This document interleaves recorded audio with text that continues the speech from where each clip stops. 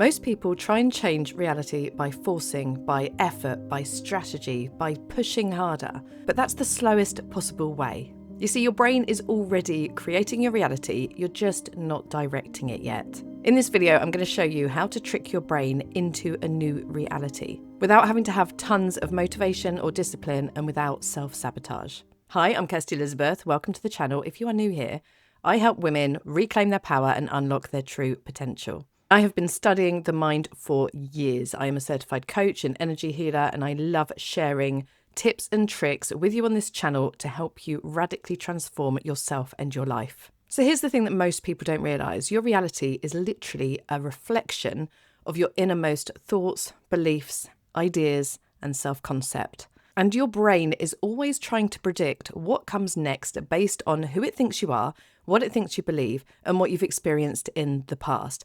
This is why we can feel like we are stuck in the past. This is why it feels like we're stuck in a loop. And no matter what we do, no matter how much action we take, things don't change. It's because your brain is still expecting a different result to what you want. It's expecting the same as what you've already experienced. It's expecting the disappointment, the stuckness, the things not working, everything being hard. And so what we want to do is change what the brain expects, because that is literally controlling your behavior, your outputs, your energy, and who you believe you are. When you change the expectation, reality follows. Just think law of assumption. Whatever we assume to be true is what is going to manifest in our reality. So we really need to work with our brain.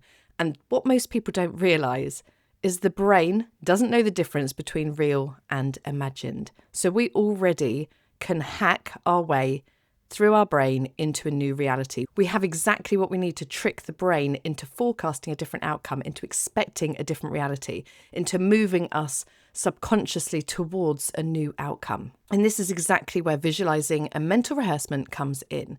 Visualization has been around for years. Actors, superstars, athletes, successful people, people in power, they have all been visualizing for years and years and years. And it's because this is how you trick the brain into believing you are someone else, into believing you are living a different reality, and into expecting a completely different outcome. Your expectations matter. And the reason visualization doesn't work for most people is they're making one of these 5 mistakes. I'm going to share these mistakes with you now so you can avoid them and do the complete opposite, making your visualizations work for you and tricking your brain into your new reality. The first thing they do wrong is they are hoping and dreaming in their visualization from a wishing energy, from an energy of, if only that could happen, if only that could be me, but I don't really believe it. People who make visualization work for them visualize with conviction, they visualize with certainty. Yes, that takes practice, it's a muscle, but they integrate their belief and the certainty and the fact that this is done energy. You can practice that energy, it's accessible to you. You don't need to believe it right now. You just need to feel that conviction when you are visualizing you at the end result and you having what you want, you being that person. The second mistake they make is not involving all their senses. Now, if we are going to trick our brain, what we are doing is we are impressing it with a new memory. We are creating a memory to put into our subconscious mind. That memory means that we have lived that experience. So we need to live that experience as if it's real in our visualization. So we want to be noticing what we smell, what we can hear around us. We want to be imagining a conversation of someone congratulating us. What would your loved one say to you because you've achieved this thing or because you've become this version? What are you feeling emotionally? Can you feel the temperature of the air? Can you feel the softness of your new clothes? Whatever it is, you can even be drinking a glass of champagne and tasting what that tastes like, smelling your new luxury scent, or whatever it is that tells you that this is happening right now. So we want to live the memory as if it's real. Your brain doesn't know, it will believe that it's actually happened. Another mistake people make, and this is something that I learned from Bob Proctor, was they are visualizing this happening in the future. And all the time they are imagining it's happening in the future, it stays in the future. In mind, in energy, in identity. It's like you're holding it at arm's length. You need to imagine in your visualization that it's happening right now. You need to feel it in your body as if it's happening right now. You need to be certain of it as if it's happening right now. The fourth mistake is that they visualize in the morning and then they go about their day as their old self. No, we can't do that.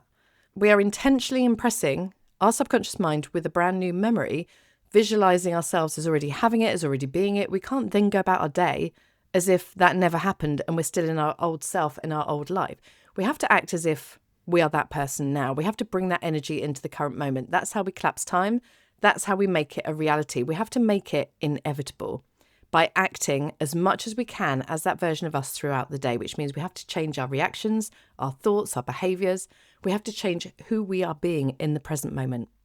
And the fifth mistake is most people are visualizing, but they are not bringing their nervous system on board. So we need to make our nervous system feel safe. Otherwise, it is going to stop you from change. We need to regulate. We need to create safety in our body and let our nervous system know that this isn't something to fear.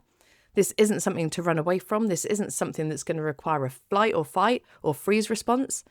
This is something that we are, and this is what visualization does. It normalizes those feelings. That's why we need to feel those feelings in our visualization as if it's now, to let our nervous system practice that familiar energy. Otherwise, it's going to default to what is already familiar, which for most people is feeling stuck, frustrated, in pain, angry, resentment, blaming, shaming, sad, shame, guilty, you name it. We want to practice the emotions of peace, of confidence, of just being in our power, of feeling so blessed, of freedom, of excitement, of passion, of purpose, right? We have to practice that and overcome the energetic program. And by doing that and making that normal in our body, we are retraining our nervous system to know that it's safe to create this reality. So I hope this has helped. Let me know in the comments which of these 5 mistakes or 5 tips are you going to start implementing right now, and how is this going to change your visualization? I'm so excited to hear your stories about tricking your brain into a new reality. So share them with us below. When you share, it helps build the belief for everybody else. So let's do this together. I'm sending you so much love. I'll see you tomorrow.